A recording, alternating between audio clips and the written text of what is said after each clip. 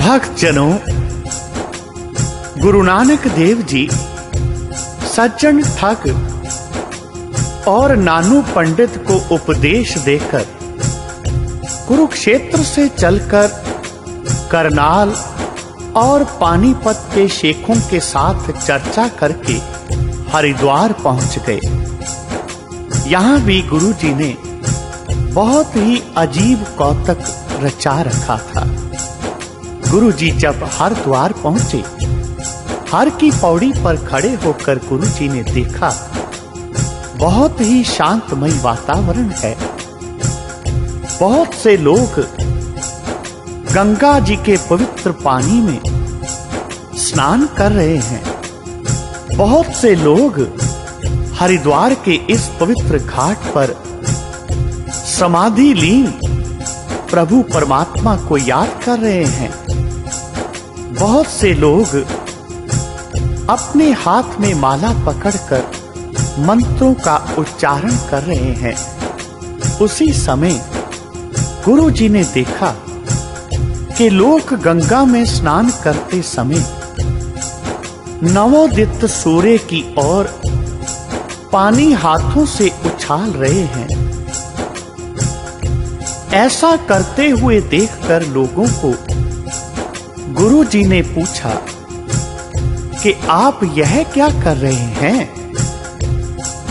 तो लोग कहने लगे, हम सूर्य देवता को पानी दे रहे हैं। गुरु नानक देव जी ने यह बात सुनकर पश्चिम की तरफ अपना मुख किया।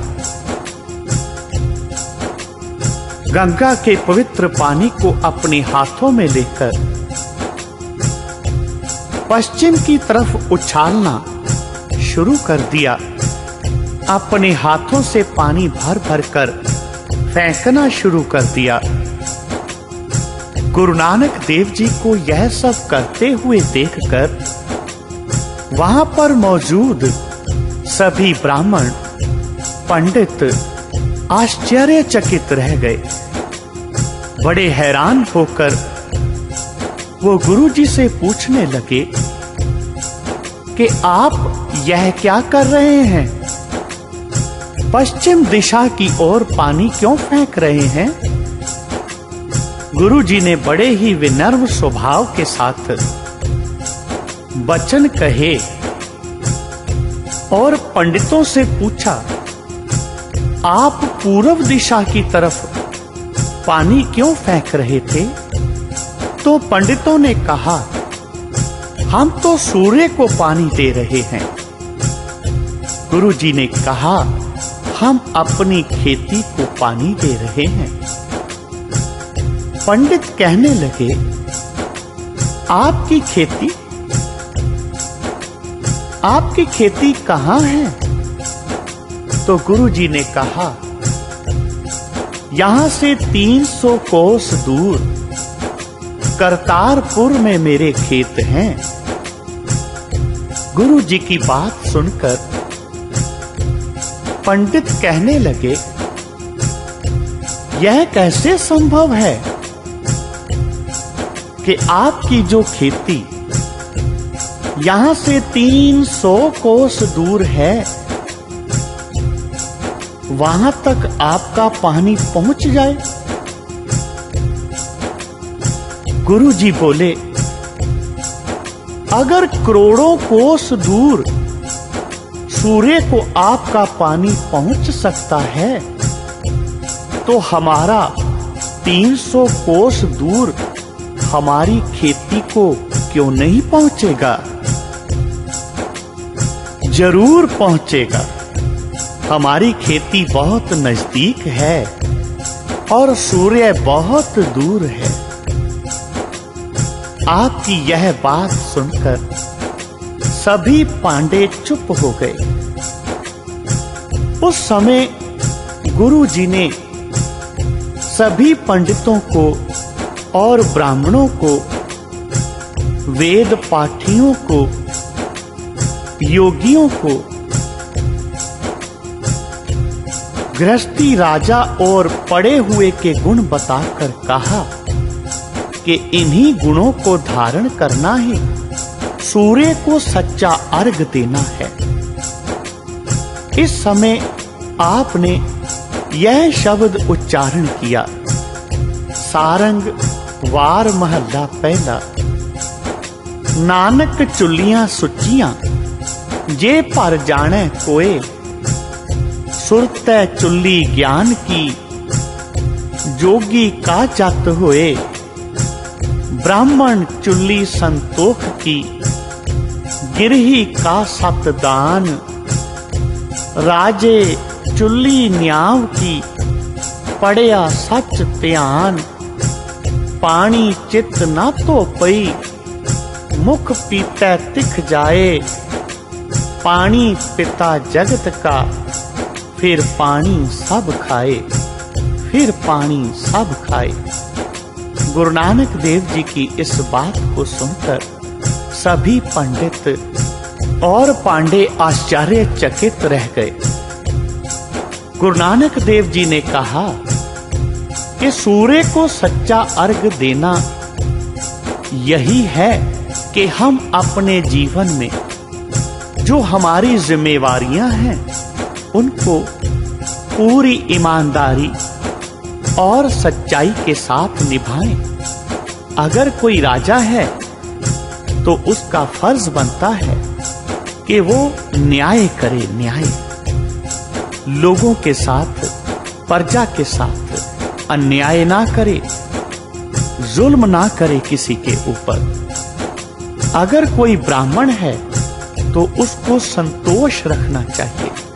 यही सच्चा अर्घ है सूर्य का, क्योंकि यह पानी पीने से हमारे मन की प्यास खत्म होती है।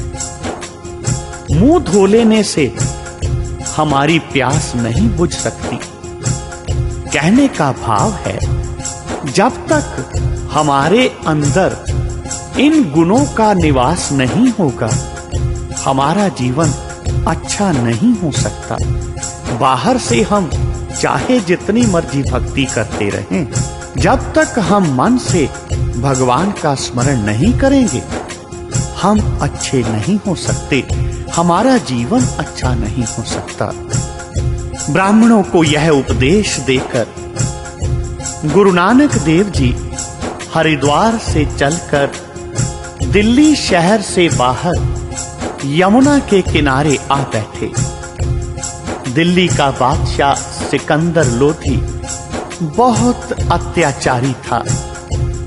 इसने भगत कबीर, भगत सधना और भगत नामदेव आदि कई भक्तों को कष्ट दिए और भी अनेक फकीरों को उसने उन्हें करामात दिखाने के लिए कैद किया हुआ था। गुरु जी ने जब बादशाह का मरा हुआ हाथी जिंदा किया तो बादशाह अपने मसलती काजी को साथ लेकर गुरु जी के दर्शन करने आया। उसने प्रार्थना की कि आप खुदा का रूप हो, मुझे भी उपदेश दो। गुरु जी ने कहा, यह निर्दोष साधु जो आपने कैद किए हुए हैं, इन्हें मुक्त कर दो और आगे से धर्म व न्याय के मार्ग पर चलो। किसी निर्दोष को दुख ना दिया करो। बादशाह ने गुरु जी के वचन मानकर सभी साधु संतों को रिहा कर दिया और आगे से ऐसी कोई कार्रवाई ना करने का प्रण लिया। इस स्थान पर यमुना नदी के किनारे गुरुद्वारा मजनू टिला साहिब करके प्रसिद्ध है।